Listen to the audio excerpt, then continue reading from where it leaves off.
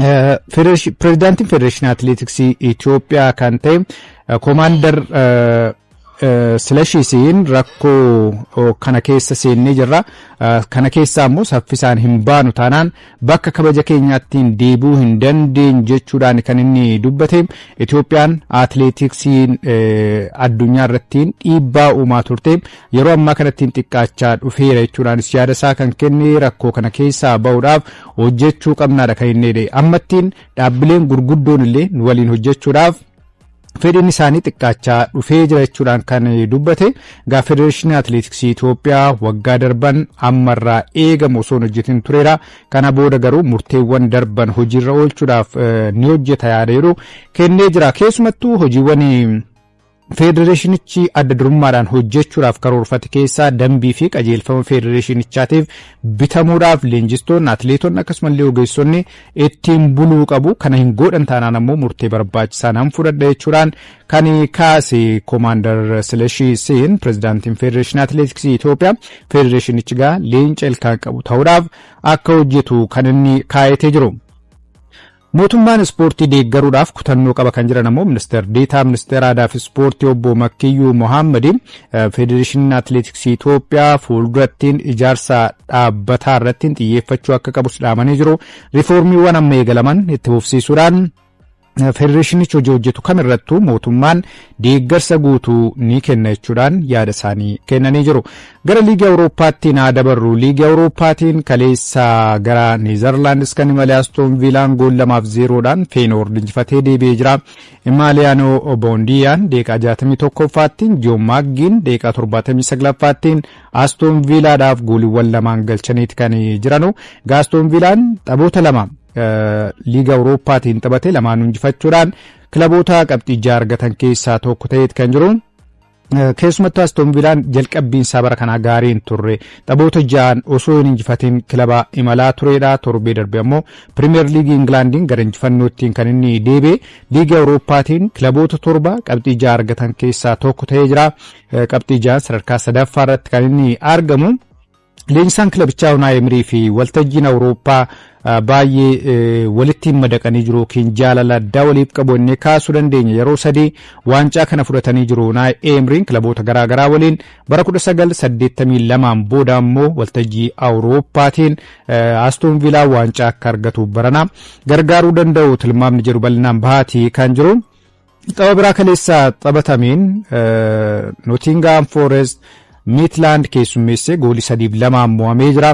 Tapha kaleessaatiin Diyaawoon Midlandiif deeqaa 18ffaa irratti goolii galcheen dursaa turaniin Idooyin deeqaa 22ffaa irratti Nottingham Forest walqixxeessee ture. Beesh deeqaa 24ffaa irratti Midland irra deebiidhaan dursaa kan qabachiise. Sanaan booda deeqaa 88ffaa irratti Baayiskoof goolii Midlandiif galchuun 3-1 dursaa turanii. Wood ammoo deeqaa 93ffaa irratti Nottingham Forestiif goolii galchullee mo'atamuurraa hin baraarre goolii 3-2 Nottingham Forest City Ground irratti mo'ameeti kan jiru. Leenjisaan haarofti kilabichaa Anjee Poostekegluun tapha tokkollee mo'achuun itti ulfaateeti kan jiru. Erga Nottingham Forest leenjisuutii eegalanii waggaa 30 booda waltajjii Awurooppaatiif kan qaqqabe Nottingham Forest tapha jalqabaa lama qixaane kan inni bahuudhaan eegale. Poostekegluun hanga ammaattiin erga Nottingham Forest leenjisuu eegalanii taphoota 6 jalqabaa injifachuu dhabuudhaan waggaa 100 booda leenjisaa Nottingham Forest jalqabaa qabxii gadaanaa galmeessan ta'aniiti kan jiranu. Deeggartoonni kilabichaas qeeqaati kan turan leenjisaa kana boru ganama ni ari'amta jechaati kan isaanii turanii. Anjee Poostekegluun wanti miira addaa natti uumuu hin jiru. Kun haala yerootiin haala yeroo nuti keessa jirrudha. Kana to'achuu garuu ani hin danda'u yaada jedhu kennanii jiru. Taphichaan booda ittiin ol guddate Sandarlaandiin 1-0dhaan mo'amuudhaan gara tapha kanaattiin kan dhufe. Tapha kanaanis gara injifannootti otoo hin deebiin kan inni dirreedhaa ba'uu danda'e. Tapha Liiga Awurooppaa kaleessaa kanaan tapha taatee addaa irratti mul'ate haalaallu Liil dirree ofiin alatti Roomaa waliin morkii taasiseen 1-0dhaan mo'ee deebi'ee jira. Istaadiyoo Olompikootti taphni kun kan inni taphatame Liil daqiiqaa 6ffaa irrattiin Haraldson goolii galcheen kan inni dursaa qabatee sanaan booda kilaboonni lamaan morkii jabaa taasisan illee goolii dabalataa galuutii hin dandeenye. Taateen addaa tapha kana irratti mul'ate garuu goolii Liil Beerkee penaltii tokko yeroo sadii qooluudhaan taatee dorgommichaa ta'uudhaan dirreedhaa bahee jira. Roomaan daqiiqaa 80ffaa irrattiin Aayisaa Maandiin kubbaa harkaan tuqeen penaltii argateeti kan ture. Penaltii kanas akka rukutuuf kan kennameef Artem Dubravkiin penaltii isa jalqabaa inni rukutee Oozeer galuu jalaa qolee jira. Abbaan murtee taphichaa irra deebiidhaan akka rukutamudha kan taasisan keessumattuu tapha sanarratti Roomeen Peeraawudiin dursee dirree peenaalitii seenee jedhamuudhaan viidiyoo azistaans riiferiidhaan erga ilaalameen booda peenaalitiin kun akka irraa deebi'amee rukutamu kan ta'e Duubiyaak irra deebiidhaan rukutee ture. Haa ta'u malee ammas Oozaar jalaa qolee ammas Oozaar dursee iddoo isaa gadhiisee jedhamuudhaan irra deebiidhaan peenaalitiin kun akka rukutamu kan ta'e. Peenaalitii ishee sadaffaa immoo Duubiyaak irraa fuudhuudhaan Maatiyaas Suuleen akka rukutu kan taasifame. Oozeer garuu jalaa qooluudhaan Liil akka mo'atu gargaaree jira. Tapha tokko irrattiin peenaalitii wal fakkaataan walitti aansuudhaan sadii rukutame sadanuu qooluudhaan goolii egaa ajaa'ibaa ta'uusaa kaleessa addunyaatti mul'isee jira. Oozeerii leenjisaa Roomaa Jiyaampiyeeroo Gaaspeeriiniin ani takkaa peenaalitii sadii walitti aanee yoo qolamu argee hin beeku kun taatee addaati jechuudhaan kan ibsan. Liiga Awurooppaatiin kaleessa qabxiiwwan galmaan kanneen biroo haalaalluti. Sporting Bragaan 2-0dhaan Celtic, Fenerbahce 2-1 Niins, Real Betis 2-0dhaan Ludo Goret, Victorian Pleasant 3-0dhaan Malimo, Basel 2-0dhaan Stuttgart, Celta Vigoon 3-1 PAOK akkasumallee Olympic Lyon 2-0dhaan Red Bull Salzburg, Porto 2-1 Red Star Belgrade kan injifatan. Taphoota gara 18 kaleessa taphataman keessaa qabxiiwwan jajjaboo kaleessa arganneedha. Gara konferensi liigii Awurooppaatti yeroo dabaru Daayinaamoo Keev dirreef deeggartoota isaa fuuldurattiin Kiristaal Paalaasiin 2-0dhaan mo'amee jira.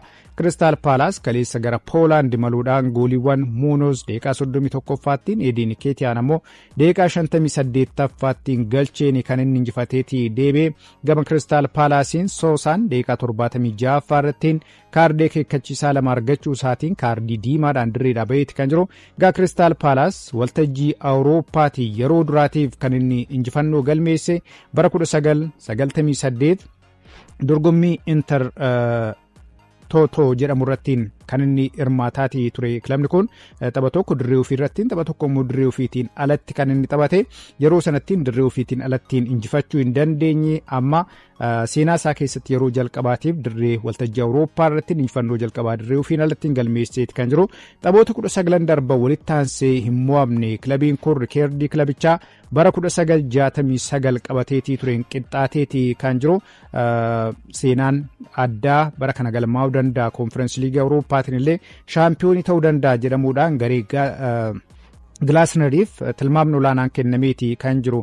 Taphoota birootiin Looch Poozinaan 4-1 Reenaad Beenaa Meens 1-0dhaan Mooniik Nikosiyaa Raawoo Vaayikaanoon 2-0dhaan Shenkinjaa Fiyoorentinaan 2-0dhaan Siigmaa Olompik Spartak Praagamoo 4-1 Shaamrook Rooversiin kan injifatan taphoota kaleessaa keessaa warreen eegamanidha. Dhimmoota biraattiin haa darbuuti. Gooleegaan Liverpool Alisson Beeker torbanootaaf dirreerraa akka fagaatu ifoomeeti kan jiru. Lammiin Biraazil gooleegaan Liverpool Alisson Beeker miidhama maashaa isa mudateen torbanootaaf tapharraa ni fagaataadha kan jedhame. Kanaanis taphoota intarnaashinaala ji'a sadaasaatiin booda akka deebi'uudha kan himamee jiru. Qorannoo kaleessa taasiseen torbee jaaf tapharraa akka fagaatuudha kan mirkanaa'e. Kanaan walqabatee taphoonni Liverpool kilaboota ciccimoo England 3 akkasumallee Champions League Awurooppaatiin ammoo Real Madrid waliin qabu jala darbaa. Kilaboota Premier League England keessaa Chelsea, Manchester United akkasumallee Manchester City waliin Taphoonni Liverpool taphatu akka jala darbanidha kan himame. Taphoota kanneen irratti Arne Slot tajaajila Alisson Becker akka hin arganne kaleessaa gabaafameeti kan jiru. Lionel Andres Messiin Hindiin daawwachuudhaaf akka ta'e gabaafamee jira. Taphataan lammii Arjentiinaa Lionel Messiin muddee dhufuu Hindiin daawwachuuf akka ta'edha kan inni ifoomsee. Biyya hawwattuu akka Hindii daawwachuudhaaf qophaa'uu kootiin baay'ee gammadee tan jira jechuudhaan toora miidiyaa hawaasummaa isaa irratti kan inni maxxanse. Turtii isaa Hindiitiin Kolkaataadhaa eegaluudhaan Mumbaay akkasumallee Niw Deeliittiin daawwannaa akka gaggeessu ibsee jira. Turtii isaatiin koonsartiiwwan muuziqaa, hojiiwwan tola ooltummaa akkasumallee qophiiwwan ispoortii garaagaraa irratti hirmaachuudhaan kaka'umsaa akka uumuudha kan himamaati jiru.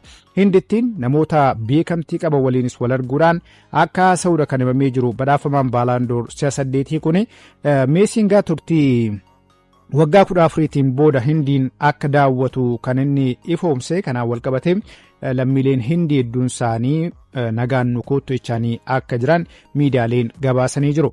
Taphataan cimaan Chaampiyoons Liigii kilaboota Awurooppaa torbee lammaffaa beekamee jira. Taphataan Real Madrid Kylian Mbappeen marsaa lammaffaadhaan taphataa cimaa ta'uudhaan filatameeti kan jiru.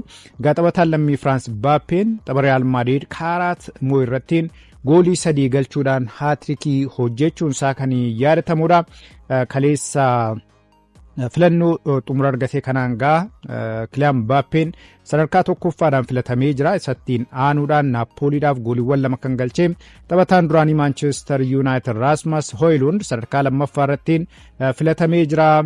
Hawjiin Bodo Gilmit irraa sadaffaa ta'uudhaan kan filatame Vinicius Junior, Arda Guler, Mastantuono akkasumallee Eder Militaa'oon taphattoota kaadhimaman keessatti kan argaman.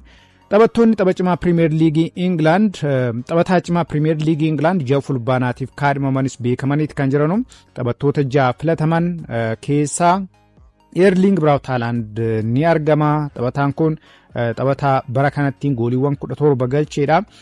Filannoo ji'a fulbaanaatiinis ni mo'ata jedhamee tilmaama argateeti kan jiru. Diyaachii Kaamandaan Crystal Palace irraa Robin Roofin akkasumallee Yaakuubaa Miinteen Brighton irraa Gravenberch Granit Xhaka Zubimendi warreen filataman keessatti kan isaan argamanu. Erling Braut Haaland ji'a fulbaanaa keessa taphoota 3 kan taphate 2 injifachuudhaan tokkoon qixa Manchester City yeroo ba'u gooliiwwan 5 galchee tokko immoo mijeessee kennee jira. Gooliiwwan 6 keessaati harka qaba. Gooliiwwan 2 darbii Manchester United irratti galchee jira.